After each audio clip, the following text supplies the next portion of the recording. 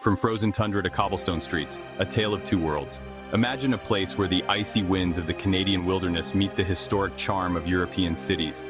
Two worlds, so different yet so fascinating, each with its own unique story to tell.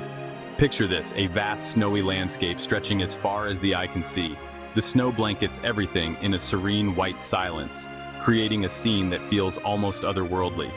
Towering pines dusted with fresh powder stand like silent sentinels, guarding the secrets of the forest. The air is crisp and clean, filled with the scent of pine and the promise of adventure. A moose wades through a frozen lake, unbothered by the crisp Canadian air. Its breath forms little clouds in the cold, a testament to the harsh yet beautiful environment it calls home. This is Canada, in all its rugged natural glory. Now fast forward to a bustling European city square. The contrast is striking. Here the air is filled with the sounds of life and activity, a symphony of human interaction. Cobblestone streets echo with the chatter of a dozen languages, each one adding its own flavor to the vibrant tapestry of the city. It's a place where history and modernity coexist in perfect harmony. Ancient cathedrals stand tall, whispering stories of centuries past. These architectural marvels are not just buildings, they are the keepers of history, each stone a page in the story of human civilization. Could these two worlds ever truly collide? It's a fascinating thought, isn't it? The idea of merging the rugged wilderness of Canada with the rich cultural heritage of Europe.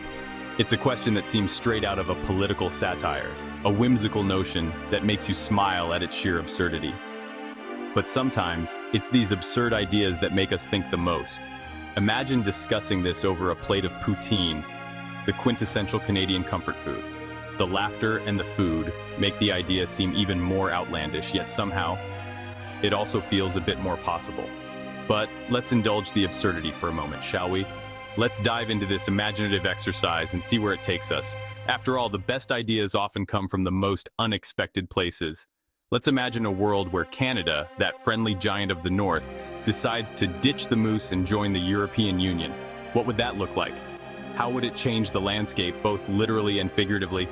Hold on to your toques, folks, because things are about to get interesting. The merging of these two worlds would create a unique blend of cultures, traditions, and landscapes. It would be a grand experiment in unity and diversity, a testament to the power of imagination and possibility. The unthinkable question. Now, I know what you're thinking. Trevor, you're losing it. Canada joining the EU? That's crazier than a double-double with ketchup. And you'd be right, it's about as likely as a polar bear riding a unicycle down the Champs-Élysées. But humor me for a second. What if by some bizarre twist of fate, Canada actually applied for EU membership? Could they even qualify? What would be the benefits, the drawbacks, and most importantly, where would we get our maple syrup? Buckle up, buttercups, because we're about to dive headfirst into the wonderful world of international relations Canadian style. Get ready for political intrigue, economic jargon, and maybe, just maybe, a beaver wearing a tiny European Union flag. Before we get ahead of ourselves, let's do a quick recap on what the EU actually is. Because let's be honest, sometimes it feels like even the experts are making it up as they go along. Essentially, the EU is like a club for European countries, but instead of sharing beers and playing darts, they share laws, currencies, and the occasional diplomatic crisis.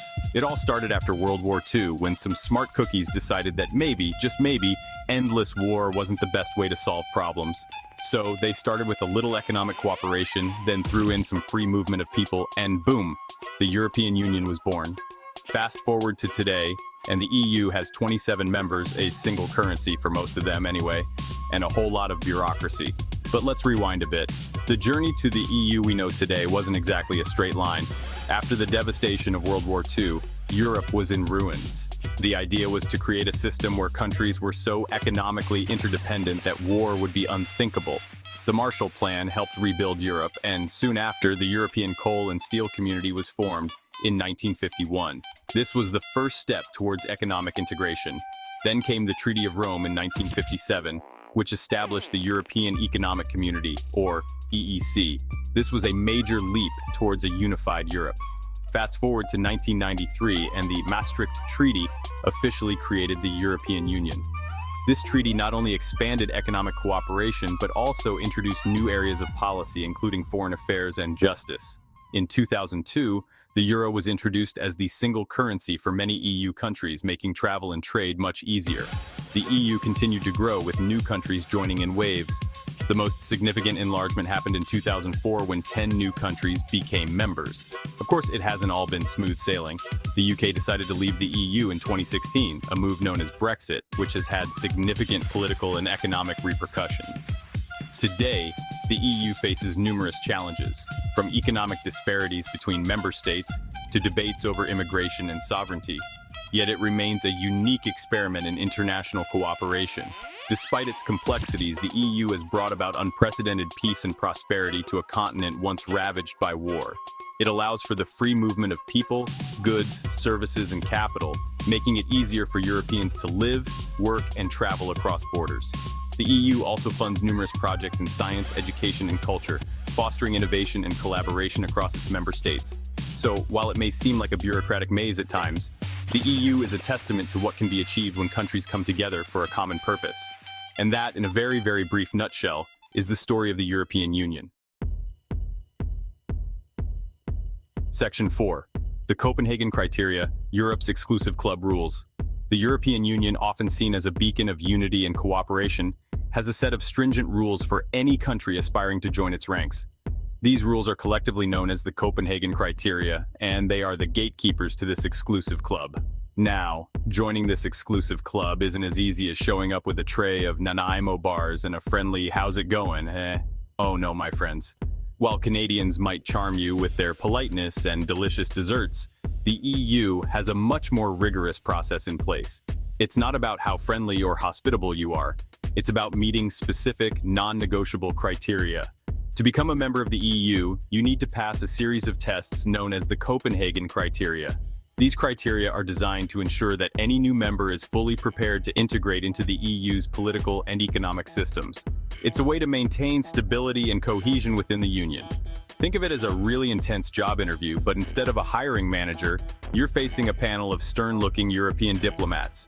These diplomats are not just looking for the right answers, they are looking for a deep commitment to the values and principles that the EU stands for. It's a rigorous vetting process that leaves no stone unturned. So, what are these mystical criteria, you ask? What does it take to pass this formidable test and gain entry into the EU's inner circle? Well, first off, you need to be a democracy with a solid human rights record. No dictatorships allowed. This means having free and fair elections, a functioning parliament, and a judiciary that operates independently. Human rights must be respected and protected, ensuring that all citizens are treated with dignity and equality. You also need a functioning market economy because nobody wants to be stuck bailing you out every other Tuesday. This means having a stable and competitive economy that can withstand the pressures of the global market. It's about being able to contribute to the EU's economic strength rather than being a financial burden. And here's the kicker. You have to be geographically located in Europe. This might seem like a no-brainer, but it's a crucial part of the criteria. The EU is, after all, a union of European countries, and this geographical requirement helps maintain a sense of regional identity and cohesion. I know, it seems obvious. But trust me, this little detail is going to be important later on. There have been instances where countries outside of Europe have expressed interest in joining the EU, but this geographical criterion has always been a deal breaker. But trust me, this little detail is going to be important later on. The Copenhagen criteria are not just a set of rules. They are a reflection of the EU's core values and principles.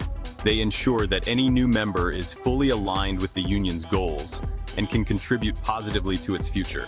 So, while the path to EU membership is challenging, it is also a testament to the high standards that the Union upholds. Section 5, True North, Strong Case, How Canada Measures Up. Now, let's be honest, Canada's got this whole democracy thing down pat. I mean, we elected a prime minister who once taught drama. If that's not a sign of a healthy democracy, I don't know what is. Human rights, check. Functioning economy, double check. Canada's practically the poster child for well-behaved nations, but there's just one tiny itsy-bitsy problem, and it's shaped like the Atlantic Ocean. Remember that whole geographically located in Europe thing? Yeah, about that. Canada, my friend, is about as European as a plate of poutine at a Parisian cafe. Sure, they speak French in Quebec, but that's about as close as it gets. Section 6. An ocean apart, the Atlantic Divide. Let's face it, geography is not on Canada's side here. We're talking thousands of kilometers of ocean separating Vancouver from Lisbon. Imagine the shipping costs, the jet lag, the sheer logistical nightmare of trying to coordinate parliamentary sessions across multiple time zones. Think about it. Trade agreements, political summits, even Eurovision. It would be chaos. Can you imagine Celine Dion trying to belt out a power ballad at 3 a.m. Eastern Standard Time? The practical implications are enough to make even the most enthusiastic Euro-Canadian enthusiasts say, you know what, maybe we're good.